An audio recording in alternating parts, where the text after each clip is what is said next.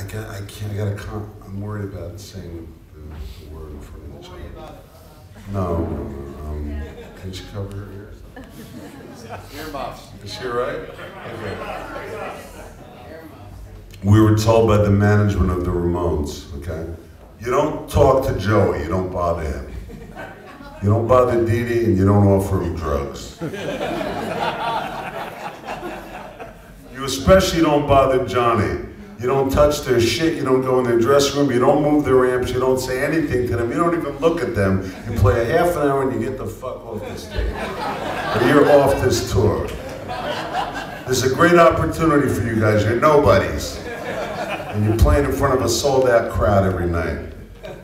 Okay, get up. We were men, we weren't children. We were already 30 years old. The guys were a couple years younger. I was 30, 31. So we realized what a beautiful opportunity it was to open for the Ramones, and every show was sold out. We started at the Chestnut Cabaret in Philadelphia, Pennsylvania. Marvelous. They said, you do 45 minutes, that's it, you get off the stage, no encores.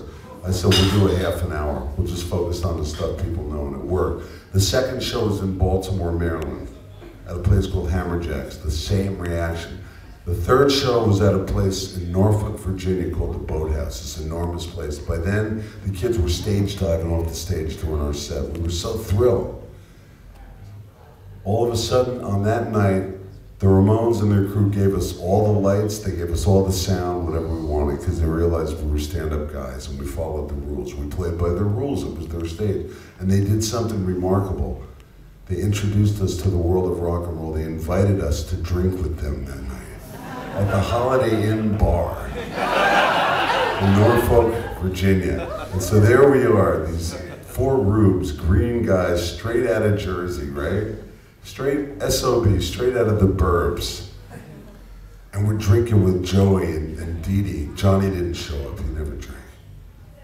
And the old World War II vet behind the bar with the crew cut hated our guts. We all had leather motorcycle jackets on and frayed jeans, and he especially hated Joey Ramone, right? Joey was a pal of mine, and Joey always wore those ruby-colored sunglasses, and he had long hair, and he was sort of a human praying mantis. He was so tall, he was like 6'6".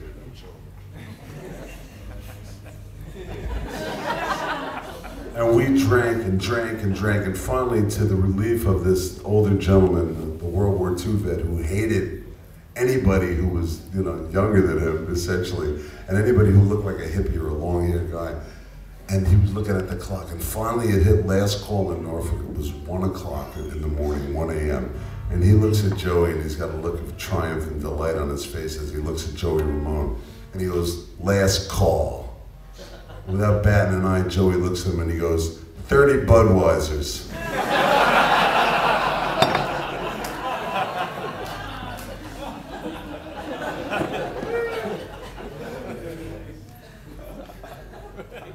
So that was my introduction to the world of rock and roll, and we've been at it ever since. So let me do the song.